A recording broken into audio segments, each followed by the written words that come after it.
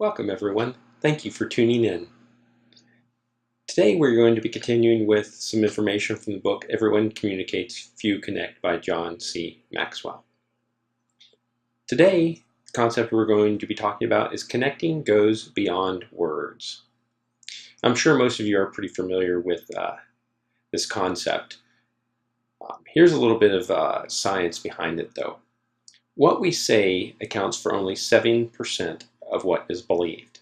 The way we say it accounts for 38%, and what others see accounts for 55%.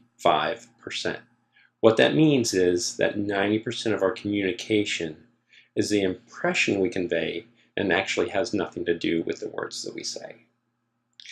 When we look at those statistics, it should help us to sense the gravity of how important it is to effectively communicate and how important it is to connect. And you're not going to do it with just words. There's a lot more to it than that. So we're going to go through a little bit of that tonight.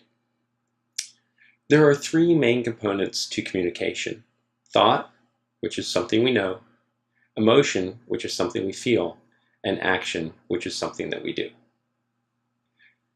Unfortunately, we can easily get these wrong as well. So here are a few of the easy ways to disconnect. If I communicate something I know, but I do not feel, my communication is dispassionate. I'm sure we've all heard and felt this. Somebody communicating with us, but they don't really have that feeling behind what they're trying to tell us. So we're not going to connect well. Something I know, but do not do, my communication is theoretical. Something I feel, but do not know, my communication is again theoretical. Something I feel but do not do, my communication is hypocritical. Something I do but do not know, my communication would be presumptuous. And then something I do but do not feel, my communication is mechanical.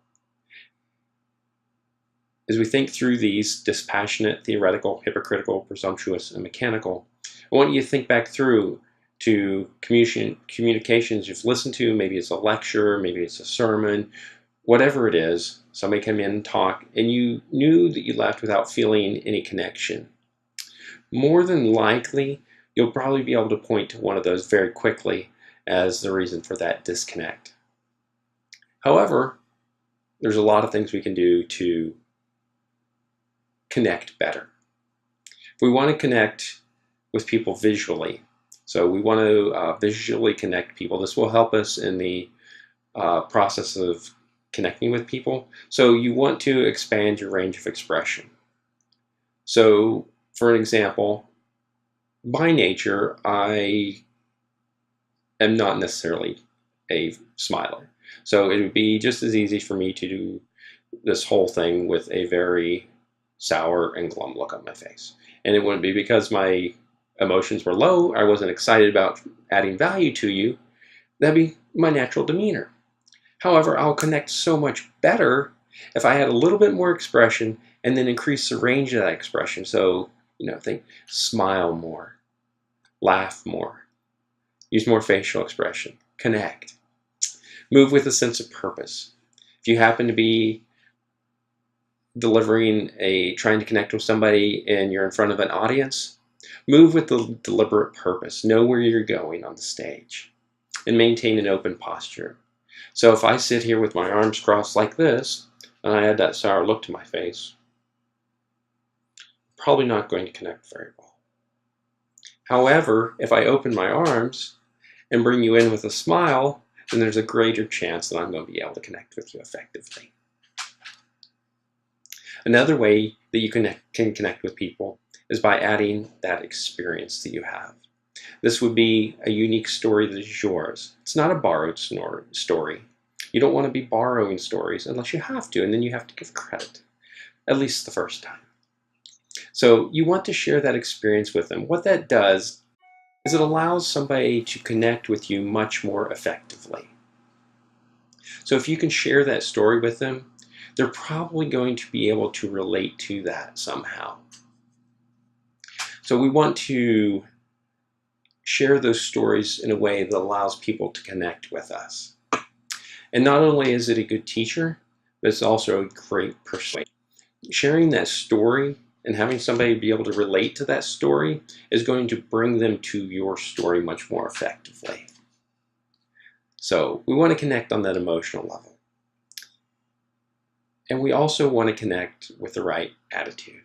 Our attitude means so much when we're trying to connect with somebody. People will not always remember what you say. They will not always remember your experiences and what you did, but they will always remember how you make them feel. I know throughout my life, because of my natural disposition, I've had to work really hard at becoming a much more. By nature, I have a very dry sense of humor. And for me, that's okay, because I get the joke in my head. But that doesn't help other people connect. That doesn't give them a good sense of my attitude. I tell people when I first meet them and I'm getting to know them that they may not see it, but my heart's there. I want to connect with them. I want them to be a part of the team. I want so many good things for them. And I have to start out with telling them because I don't always connect well. I want them to get my attitude, though. I want them to get my heart right away.